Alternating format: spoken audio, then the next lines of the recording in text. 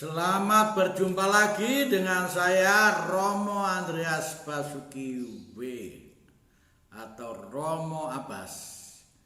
Kita akan merenungkan tentang hubungan KPK dan Kapolri.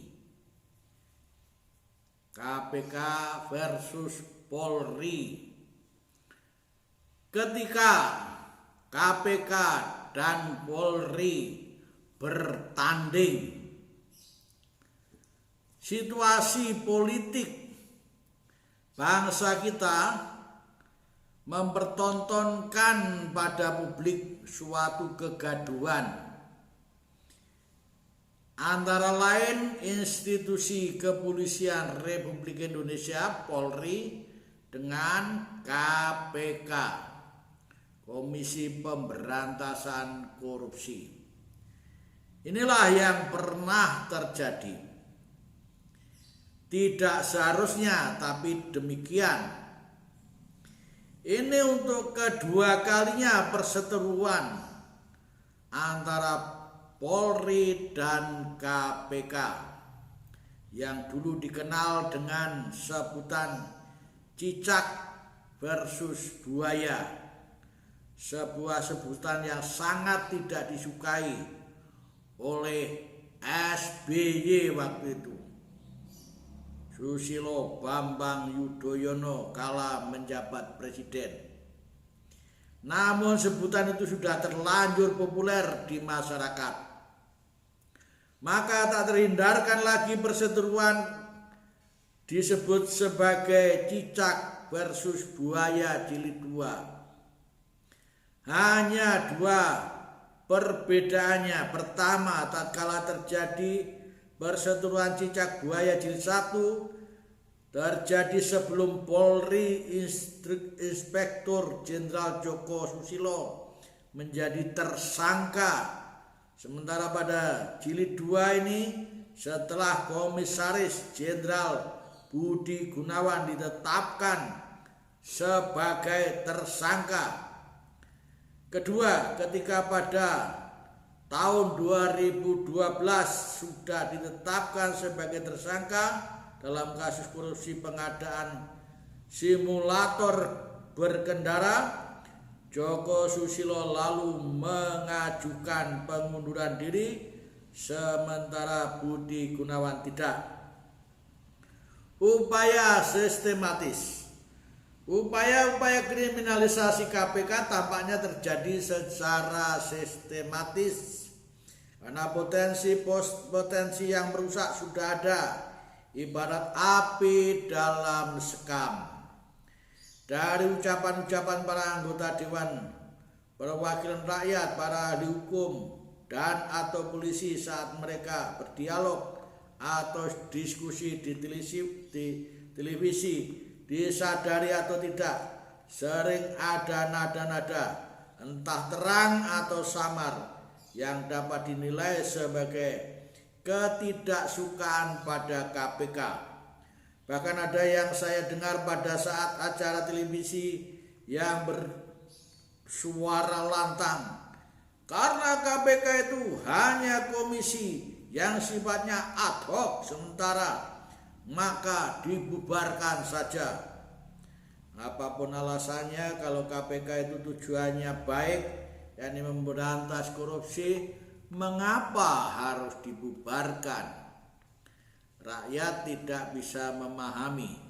Tetapi ya begitulah, seperti sebuah kata bijak yang pernah saya dengar dari Presiden Joko Widodo. Kalau orang sudah memiliki rasa tidak senang pada kita, sebaik apapun yang kita lakukan, tetap akan dipersalahkan. Maka persoalannya pada suka atau tidak suka, like, dislike, dan bukan soal baik atau tidak baik, good, not good. Lalu apakah masuk Polri menangkap Ketua KPK Bambang Wijayanto untuk diajukan ke pengadilan karena diduga telah mengajukan saksi yang memberi keterangan palsu di persidangan, Mahkamah Konstitusi MK dalam kasus Pilkada Bupati Kota Waringin Barat, Kalimantan antara Ujung Iskandar dan versus Sugianto Sabran, maka Bambang sebagai kuasa hukum membela Ujang menang itu tidak benar. Tentu saja benar, siapa yang bersalah harus diproses secara hukum. Tidak ada instansi manapun yang kebal hukum, termasuk KPK sendiri sekalipun juga kasus korupsi. Soal cara penangkapannya yang kini sedang diselidiki oleh penggerak aktivis hak asasi manusia yang dinilai melanggar, Kapolri berdalih karena untuk mencegah Bambang menghilangkan barang bukti. Sementara Bambang sendiri sebenarnya kooperatif dan juga langsung mengajukan pengunduran dirinya dari KPK. Saat itu pun ia mengakui dirinya tidak bersalah. Namun apa yang terang benderang yang terlihat oleh akal publik adalah adanya pemicu karena pemimpin institusi Polri, Komisaris Jenderal Budi Gunawan sudah ditetapkan sebagai tersangka. Publik juga mempertanyakan kenapa baru sekarang ini baru dikasuskan, padahal kasusnya sudah berjalan sejak lama, yaitu tahun 2010, yakni sudah 4 tahun yang lalu. Pada saat itu Polri beralasan karena bukti-bukti kuat dan yang meyakinkan belum cukup untuk tindakan penangkapan itu, dan baru sekarang siap. Entahlah bagaimana sebenarnya, yang pasti sekalipun waktunya sesudah Komjen Budi Gunawan yang batal dilantik sebagai Ketua Polri oleh Presiden Joko Widodo ditetapkan sebagai tersangka, penangkapan Bambang bukan sebagai aksi balas dendam. Menghabisi KPK. Pimpinan KPK yang berjumlah 4 orang dipermasalahkan semua. Demikian ditulis Harian Kompas 28 Januari 2015 halaman 15. Selain Bambang Wijayanto, Abraham Samad diduga melakukan pelanggaran berat kode etik KPK, yakni berusaha melobi pimpinan PDIP untuk menjadi calon wakil presiden berpasangan dengan Joko Widodo. Sementara wakil ketua KPK yang lain, Zulkarnain, diduga menerima suap, dan satu lagi belum jelas siapa dalam kasus apa. Sikap dan opini publik beragam. Ada yang mencela, memang ada yang mengapresiasi langkah-langkah KPK dalam melaksanakan tugasnya, yang justru pada akhir-akhir ini memang sedang giat-giatnya, semangatnya. Ibarat layang-layang, ketika angin makin kencang, layang-layang akan kian tinggi. Namun bahaya juga akan putus talinya. Pihak-pihak yang menentang tampaknya bagai angin yang kian kencang. Apalagi pihak yang kini menentang Polri adalah yang menentang, yaitu Polri adalah institusi yang lebih besar, buaya atau seperti buaya, dan melawan KPK yang seperti cicak. Meskipun hanya cicak, namun rakyat tidak menghendaki cicak mati dibunuh oleh buaya. Publik yang besar jumlahnya tidak ingin tali layang-layang atau KPK putus ditiup angin kencang. Baca Polri. Bagaimanapun KPK sebagai pihak yang kecil dan lemah harus dibela.